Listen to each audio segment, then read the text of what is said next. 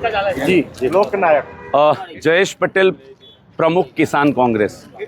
આવતીકાલે ગાંધીનગર ખાતે જે ખેડૂતોનું સંમેલન થવા જઈ રહ્યું છે અને 1 જ ધૂન 15 જૂન એ સૂત્ર સાથે અમે ખેડૂત અધિકાર યાત્રા લઈને આજે અમે સુરત જિલ્લાના ઓલપાડ તાલુકાના વડોલી ગામથી ટ્રેક્ટર, કારણ કે સવારે 10 વાગે અમારે ત્યાં પહોંચવાનું છે, એટલે ખેડૂતોના જે પ્રાણ પ્રશ્નો છે અને ખાસ કરીને ટાવર લાઇનના જે પ્રશ્નો છે એ વાતને લઈને અમે આજે અહીંયાથી નીકળીએ છીએ.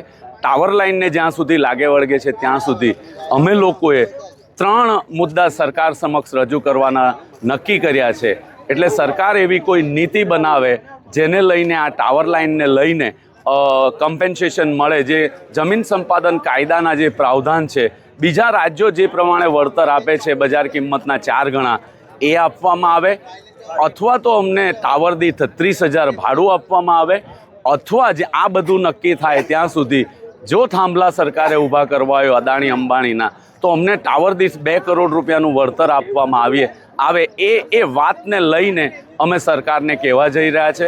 અમારા 5 મુદ્દા છે. આ ટાવર લાઇનનો છે, જમીન સંપાદનનો છે, ખેડૂતોના દેવા નાબૂદીનો છે, પશુપાલકોને દૂધના ઇન્સેન્ટિવનો છે અને વીજળી મફત મળે અથવા તો હોર્સ પાવર દીઠ મળે, એ પ્રકારના અમારા 5 મુદ્દા લઈને આજે સરકારને અમે આવેદન આવતીકાલે આપવાના છે. અને આવનારા દિવસોમાં જો સરકારના કાન નહીં ખુલે તો ગુજરાતનો ખેડૂત સમગ્ર ગુજરાતમાંથી 18,000 ગામડામાંથી આગળ આવીને સરકારને પોતાની તાકાતનો પરચો બતાવવાની તૈયારી કરી ચૂક્યો છે. ગુજરાતમાં છેલ્લા 30 વર્ષથી ભારતીય જનતા પાર્ટીની સરકાર છે અને ભારતીય જનતા પાર્ટીની સરકાર ગુજરાતમાં ખેડૂત વિરોધી નીતિઓ બનાવી રહી છે. છેલ્લા ઘણા સમયથી ગુજરાતના તમામ વિસ્તારના ખેડૂતો પોષણક્ષમ ભાવ માટે ખાતરનો જે ભાવ વધારો છે એની સામે લડત ચલાવી રહ્યા છે. દક્ષિણ ગુજરાતમાં અને સમગ્ર ગુજરાતમાં પાવર ગ્રીડની જે વિવિધ લાઈનો જઈ રહી છે એમાં પણ મોટા પાયે ભ્રષ્ટાચાર કરીને ખેડૂતોને જે વળતર મળવું જોઈએ, વળતરને જમીન સંપાદનના કાયદામાં પણ એનો દુરુપયોગ કરી રહ્યા છે. અદાણી અને અંબાણીને સાથે રાખીને સમગ્ર ગુજરાતની ફળદ્રુપ જમીનને નુકસાન કરવાનું કામ કરી રહ્યા છે. આ અનુસંધાનમાં આવતીકાલે ગુજરાતમાં ગાંધીનગર ખાતે મોટી સંખ્યામાં સમગ્ર ગુજરાતના ખેડૂતો ભેગા થવાના છે પોતાના હક અને અધિકાર માટે. એ અનુસંધાનમાં દક્ષિણ ગુજરાતના તમામ જિલ્લાઓમાંથી લગભગ 2,000થી વધુ ખેડૂતો ભાગ લેવાના છે અને એની શરૂઆતના ભાગરૂપે સુરત જિલ્લાના ઓલપાડ તાલુકાના વડોલી વાંકથી આજે કોંગ્રેસ સમર્થન કિસાન સંઘર્ષ યાત્રા સાથે સહકારી આગેવાનો, સામાજિક આગેવાનો, ખેડૂત સમાજના આગેવાનો ભેગા થઈને પોતાના અધિકારની લડતની શરૂઆત આજે વડોલી ખાતે કરી રહ્યા છે. પરિમલ પટેલ, સુરત જિલ્લા ખેડૂત સમાજ પ્રમુખ છું.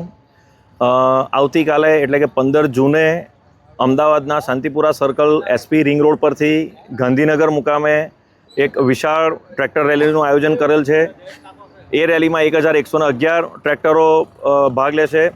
અમારો મુદ્દો છે કે આખા ગુજરાતમાં વીજ ટ્રાન્સમિશન લાઇન જે પ્રકારે આકાર લઈ રહી છે અને ખેડૂતોને વળતરના નામે બજાર કિંમતની જગ્યાએ ફક્ત જે જંત્રી આપીને ખેડૂતોને શોષણ કરવાની વાત છે, એનો વિરોધ દર્શાવવા માટે અમારા રેલીનું આયોજન કર્યું છે.